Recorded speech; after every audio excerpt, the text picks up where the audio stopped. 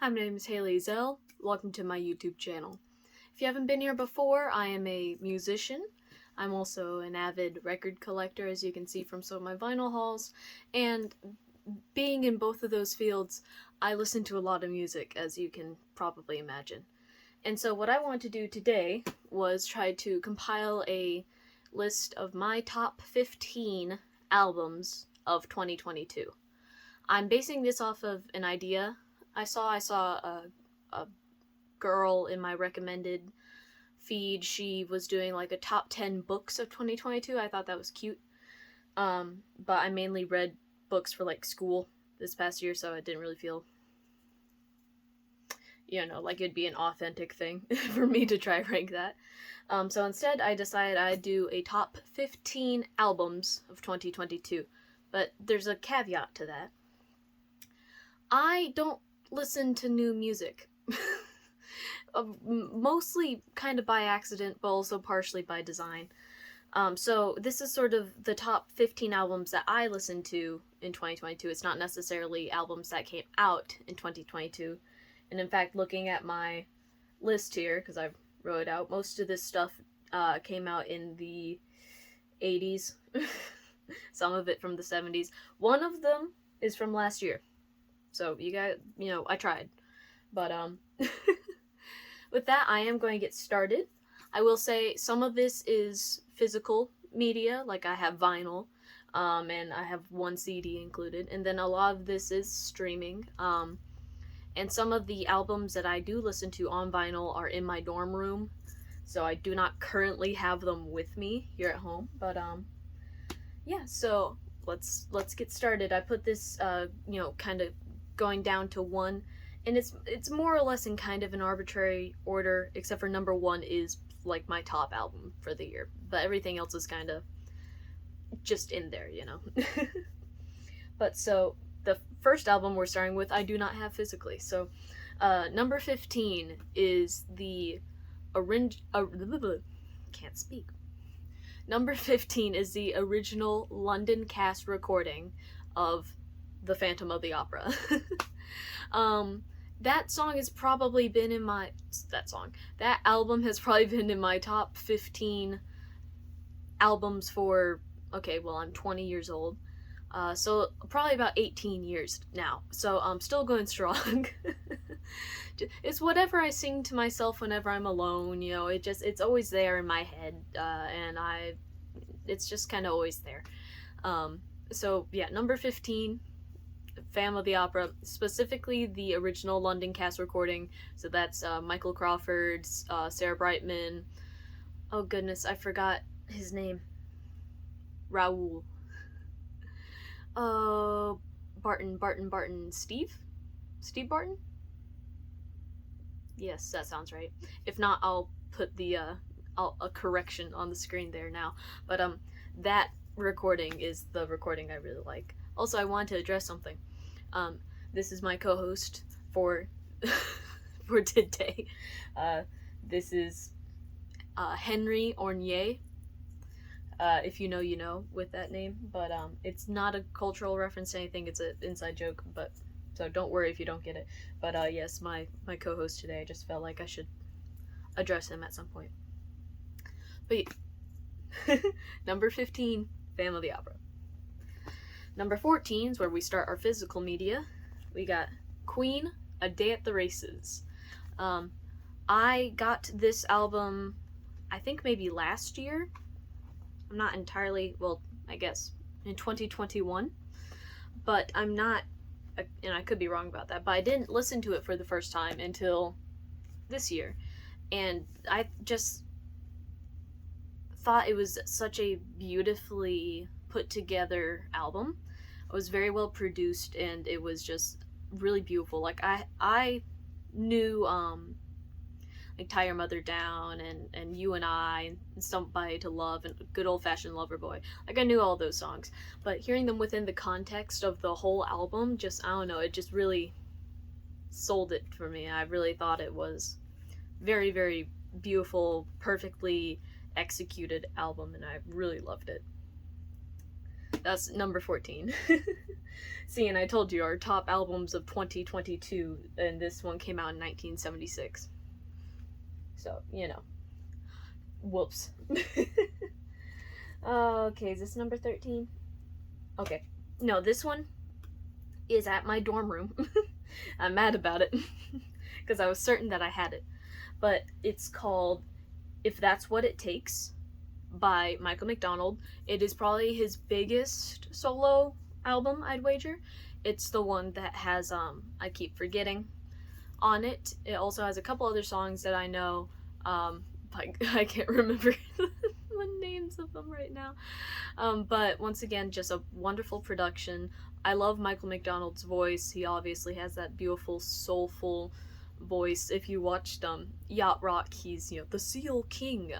But it's just, once again, top to bottom, beautiful album, beautifully put together, and just that single, I Keep Forgetting, just in my head like every day this year. I could not forget I Keep Forgetting. For some reason, it was just really in there. Okay, moving on. So this next album is actually in the mail right now, and I'm waiting to get it. But I actually got to see this band live last year for the first time. It was really cool. So number 12 is the self-titled album from Plush. If you don't know Plush, they're a female metal band, pretty much, and they're all, I think it's like, was it like 18 to 24 or something in age. It's very, you know, they're very young. They're my age, and I really appreciate that. And this album is awesome. It is headbanging, just complete full throttle metal, and I love that, because most people aren't going to go, you know, oh yeah, these little girls are going to be doing metal music, but they are, and they are not just playing it, but they are acing it, and it's amazing. And when I saw them live, I saw them in October in West Palm, and they were amazing, just full of energy. They were my favorite act that night. And they were absolutely phenomenal.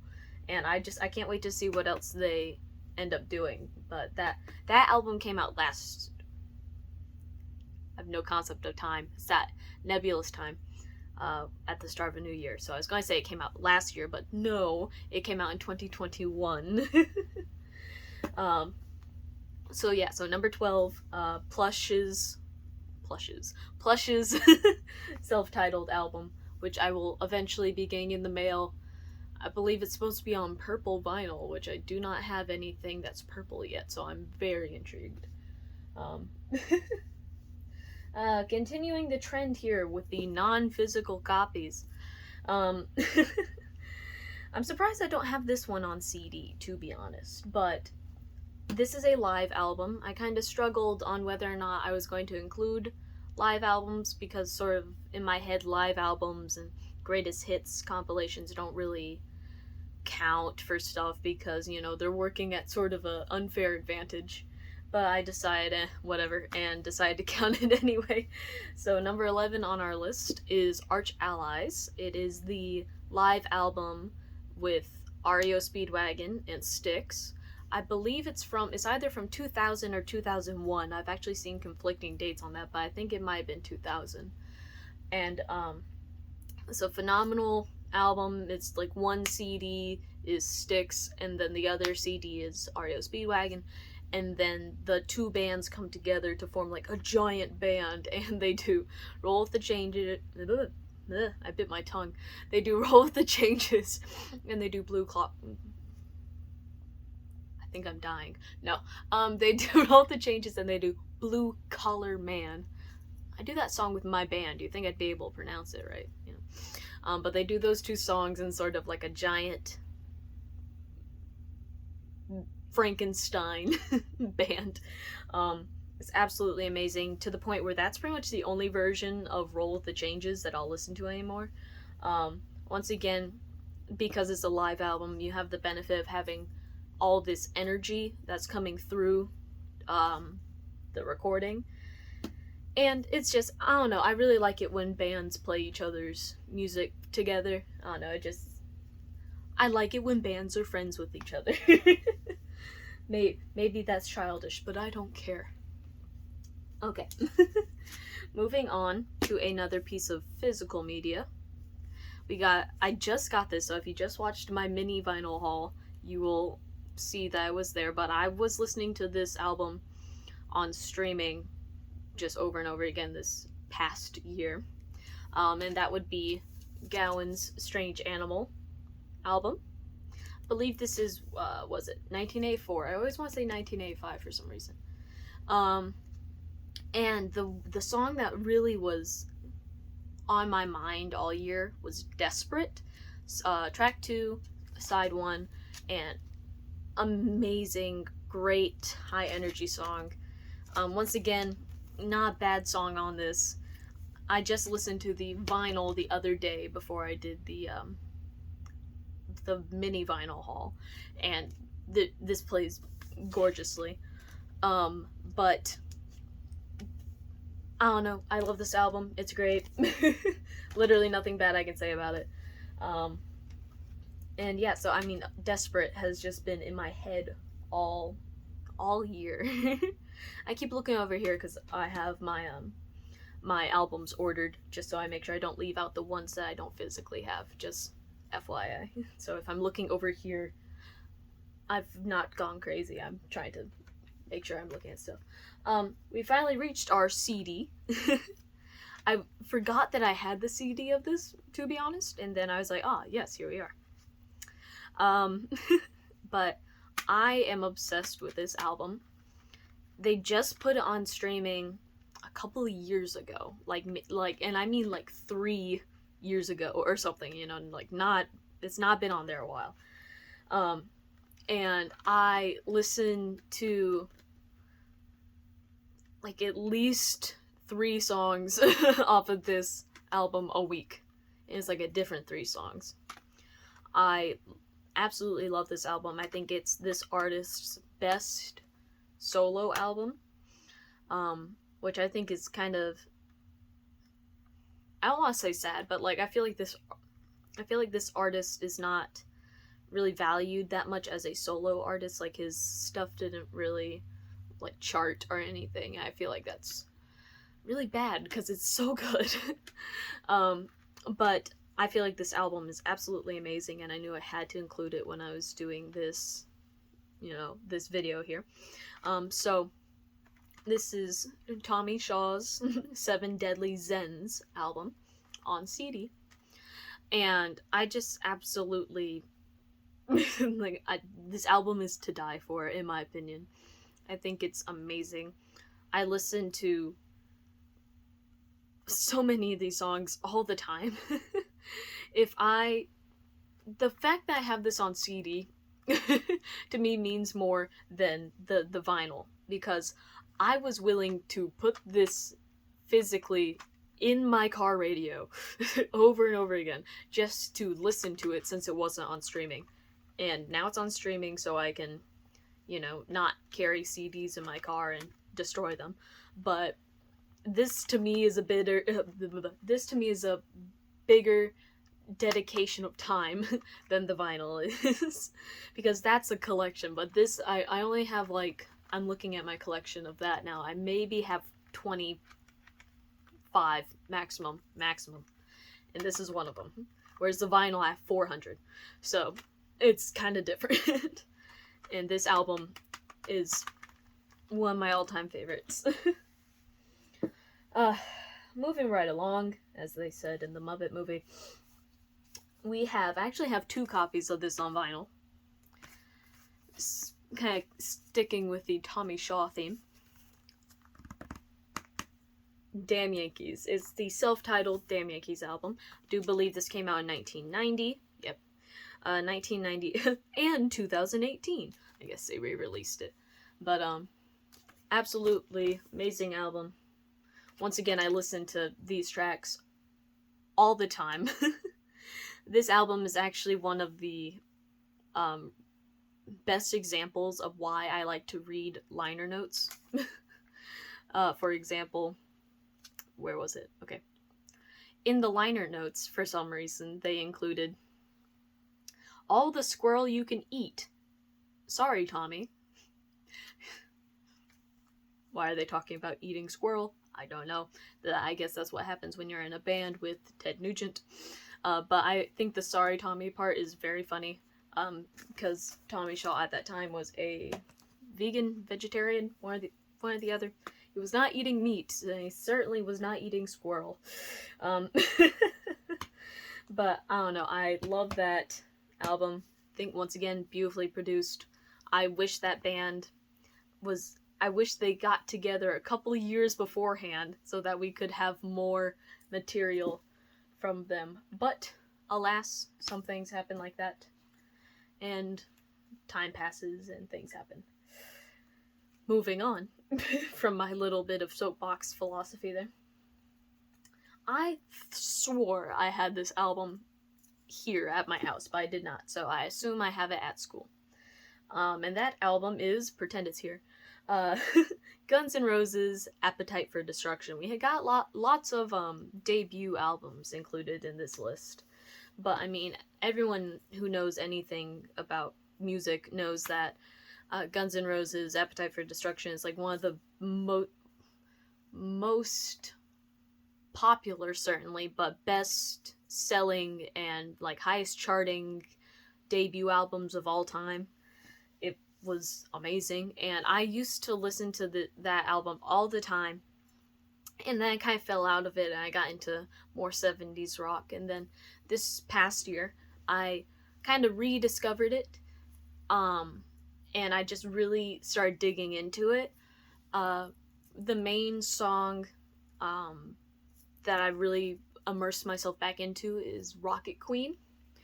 Absolute favorite track on the album. I don't care if it's lewd and weird. I love it. I think it's great.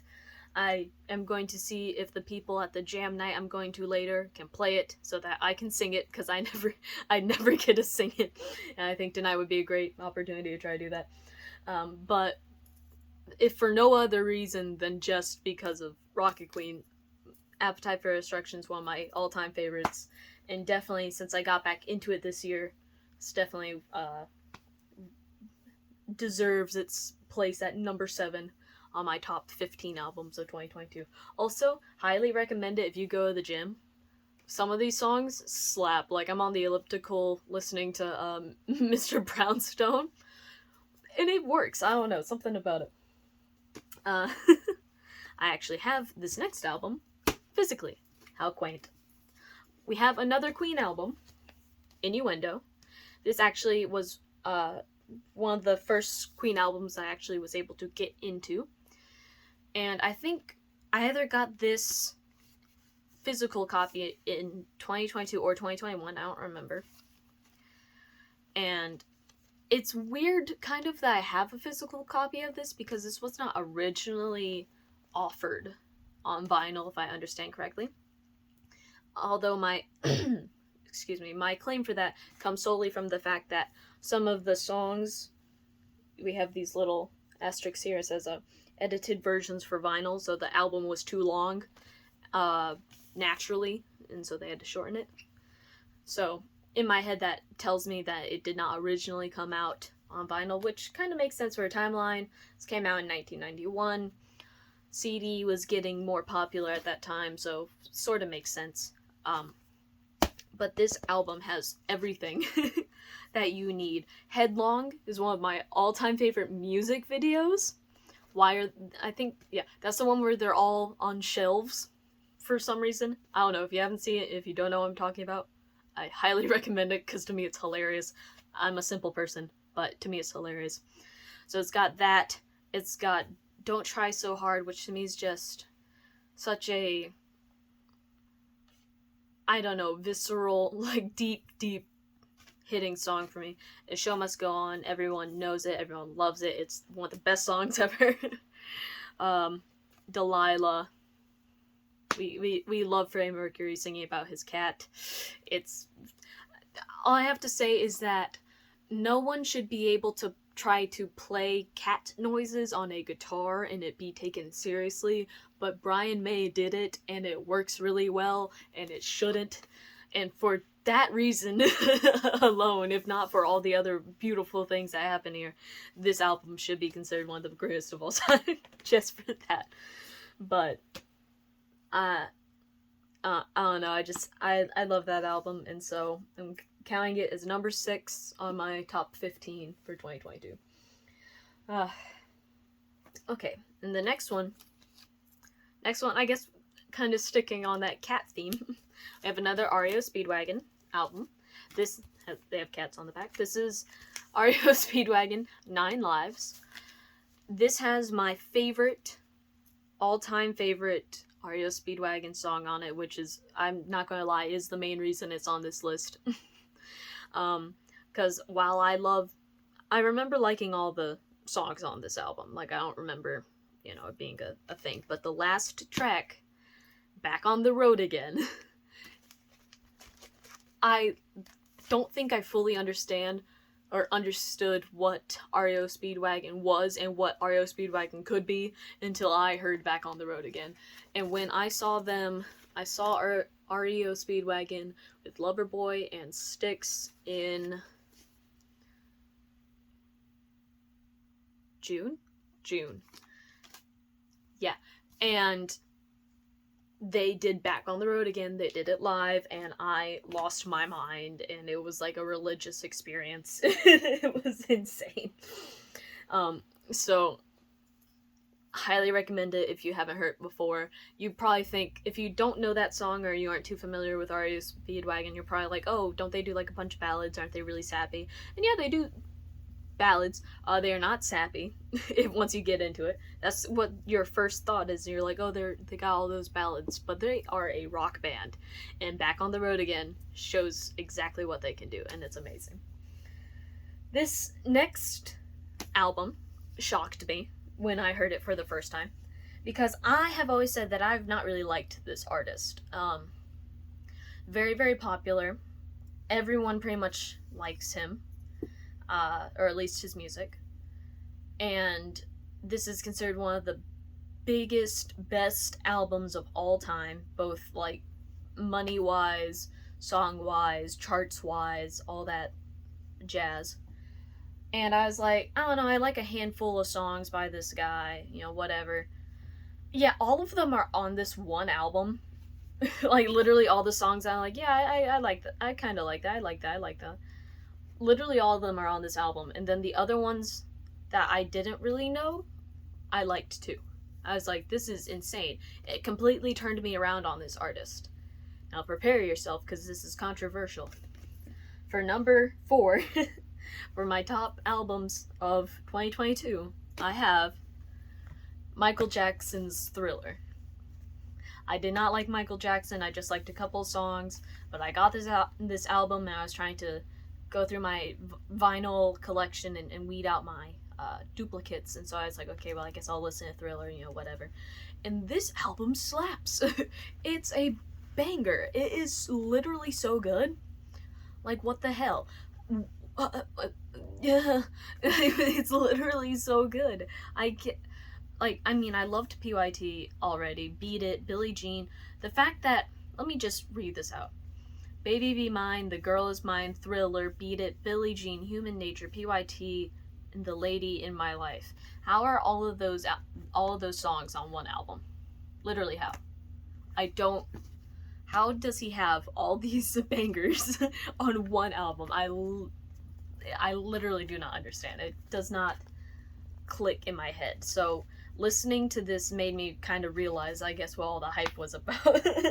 Finally, I was like, oh, I think I get it now. I know. Chasing me off with pitchforks and stuff for not liking Michael Jackson before now. I'm sorry. I apologize. I was naive and young, and now I know. But let's move on. So we're in the top 3 now. Big deal. Once again, we have a live album. I wasn't sure about including it, but this song was so big for me this past year. And I specifically first heard and was into the live version first. So I still pretty much only like the live version. So, number 3, top albums of 2022, The Dance by Fleetwood Mac. The song I'm talking about is Silver Springs. If you are not familiar with it, pause this video, go listen to the live version off of The Dance, and then come back and just go in the comments and be like, oh my gosh, you were right, because I am. It is amazing. I literally just listened to this yesterday again. It's such a solid album because they don't just do all the hits, they do a couple new songs. Absolutely slaps. Once again, the energy straight through the album, it's amazing. And we are down to the last 2 albums. Very exciting. Now this one I am very excited to talk about because I did in fact, like, whereas the other ones I either was returning to or fully delving into or just getting reacquainted with within this past year, I know for sure that this album and the Plush album I had never heard before 2022. I had always kind of wanted to get into this artist. I just didn't know where to start. And so one day I just said, whatever, I will just put on an album and I will figure it out. And that album, which is number 2 on our list, is simply titled Crosby, Stills, and Nash. A lot of times I see this referred to as CSN, which is, convenient. So, the back on this copy is a little hard to read, but I love this photo. So let me go into the track listing for you. Dark Star, absolute banger, but that is side 2. You have to look at side 1 first. Shadow Captain, banger. Absolutely love this song. One of my all-time favorites by Crosby, Stills, and Nash. See the Changes, Carried Away, Fair Game, banging, Anything at All. And then probably my top 3 songs in my top 3 songs for this band. Cathedral. The experience that was listening to Cathedral the first time is not something I can really explain. It was, I don't know, thematic. It was like watching a movie with your ears. I don't like that. It's very hard to explain, but if you're not familiar with it, once again, I recommend it. It's Cathedral by Crosby, Stills, and Nash. It's different, I feel like, than their other songs because most of their songs are just 3-way harmony all the way through. But this, we have a lead vocal, and then we split into the 3 for the choruses, and it's so cool. Side 2, Dark Star, Just a Song Before I Go, which is also in my top 3. Run from Tears, Cold Rain, In My Dreams, I Give You, Give Blind. Awesome. Like, this whole album is so cool. I highly, highly, highly, highly, highly, highly recommend it if you have not heard it before. Absolute banger. It is on streaming. They took it off briefly to make a statement about something that I don't remember, to be honest. And then they put it back on. So I highly recommend that you give this album a listen. And then finally, our number 1 album of the year. I do not have it in my possession, but okay, here we go. Number 1. Let me do I feel like I should do a drum roll. So, James Taylor Live from 1993. I absolutely love this album. When I was getting into James Taylor after I saw him in November of 2021, I was trying to sort of find out where to start, and around the start of 2022 I found the James Taylor Live album.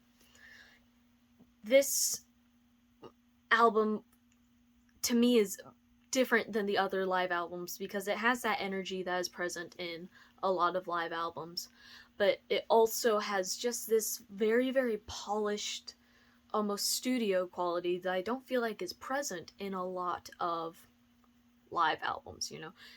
Everything is smooth, but it's still got that live energy, so it hasn't lost any of the the je ne sais quoi of being a live album, but it's just so well executed, you know. It's hard to explain, but I have versions of the songs that are on this live album, to me, are the correct versions, you know? Like, in your head, you'll be like, oh, I'm going to listen to this version of this song or this version of this song, you know, the album versus the live versus the whatever.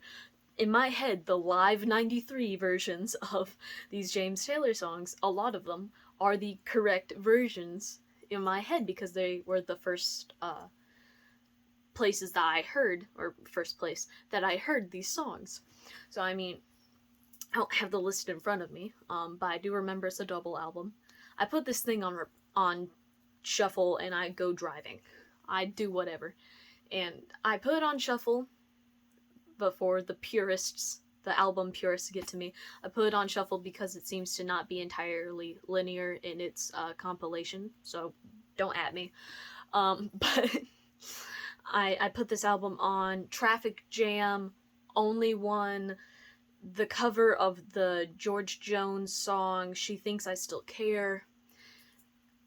Just all these songs, Sun on the Moon, Up on the Roof, just all these versions of these songs are just perfectly executed. This is the most perfect live album that I have encountered before, and I think it is absolutely perfect. And not only do I think it's my number one album of the year, it is because of this album, and also Anana, the song by James Taylor, that the combined efforts of that album and that one song got James Taylor to be my top artist on Spotify for 2022, which is saying a lot because they had to beat out Styx, which has been my top artist every year since forever, I think. I don't really know. So very, very big deal to me, and I put that album on and I just go, you know. I use it when I'm sad, when I'm happy, when I'm driving, when I'm in the shower, when I'm sitting around, when I'm reading, when I'm trying to work on an essay, when I'm doing anything. Because it's so perfect for every mood in my mind. But yeah, so that's number one. We did it. That's the top 15 albums. My top 15 albums of 2022, except for I only listen to classic rock. So, there we go. I hope you found this interesting. And yeah, no, thank you for watching. And if you have any suggestions or ideas for videos that you'd want to see from me, feel free to leave them in the comments. I'm looking to branch out in types of content in this new year. I already have a couple ideas that I'm trying to figure out how to execute, but if you have any suggestions or anything you'd like to see me do, please leave it in the comments and I'll see if I can do that or not. I'm not very good at editing, as you can probably tell from all the videos that I do, but but, you know, I should probably learn, so, you know, go ahead, leave your ideas there, and once again, thank you so much for watching, and Happy New Year, and I'll see you around. Bye.